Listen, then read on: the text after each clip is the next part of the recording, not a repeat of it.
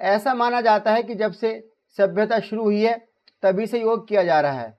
योग के विज्ञान का प्रारंभ भी हजारों साल पहले हो चुका है और उसके जनक भगवान शिव हैं।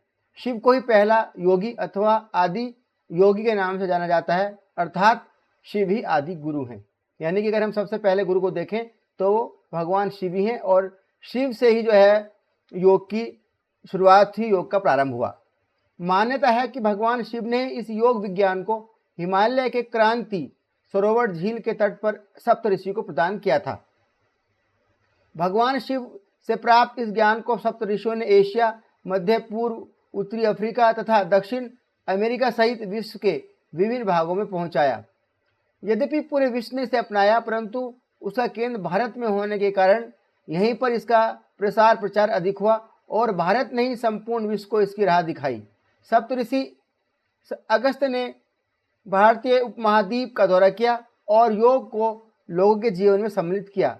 वेद, उपनिषद, महाभारत, रामायण जैसे महाकाव्य भी योग का वर्णन करते हैं। वैदिक काल में सूर्य को प्रत्यक्ष देवता माना गया और बहुत ही श्रद्धा एवं विश्वास के साथ सूर्य की उपासना की गई और यही कारण रहा होगा कि आगे चलकर सूर्य नमस्कार की प्रथा का आविष्कार किया गया।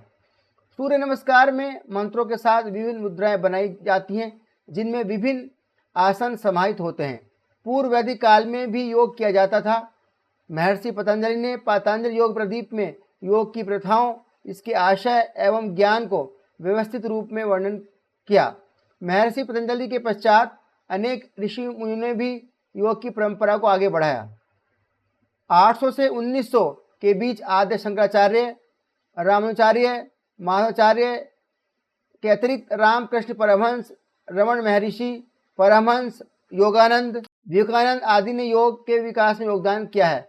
यह एक ऐसा कालखंड है जिसमें वेदांत, भक्ति योग, नाथ योग या हठ योग का विस्तार हुआ।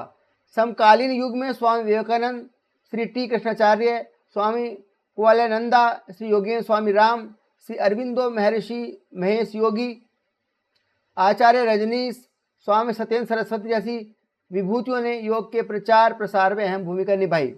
वर्तमान समय में बाबा रामदेव जी ने योग को पुनर्जीवित करने के लिए व्यापक स्तर पर काम किया है।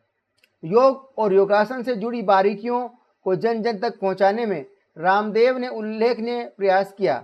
उन्होंने भारत ही नहीं बल्कि विश्व के अलग अलग हिस्सों में योग पहुंचाया।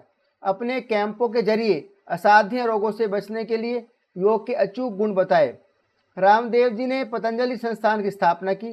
साथ ही हरिद्वार में इन्होंने योग से चिकित्सा प्रारंभ की। योग को विश्व स्तरीय पहचान दिलाने के लिए भारत के यशस्वी प्रधानमंत्री श्री नरेंद्र मोदी का प्रयास भी उल्लेखनीय है। मोदी जी के प्रयासों ने योग को वैश्विक स्तर पर पहुंचाया। भारत के प्रस्तावकों की योग के द्वारा किस तरह से शरीर को ऊर्जावान व स्वस्थ रखा जा सकता है, संयुक्त राष्ट्र संघ ने भी माना। योग को लेकर यूएन में मोदी के प्रस्ताव का 117 देशों ने समर्थन किया। अंततः संयुक्त राष्ट्र संघ ने 21 जून को विश्व योग दिवस मनाने की घोषणा की और कई वर्षों से हम विश्व योग दिवस मनाते आ रहे हैं। तो इस तरह हम देखते हैं कि जो योग है, योग का इतिहास है, वो प्राचीन काल से ही चला आ रहा है और इसमें भारत ने अग्रणी भूमिका निभाई है। योग भारत की विरासत है और आज इस विरासत का लाभ पूरा विश्व उठा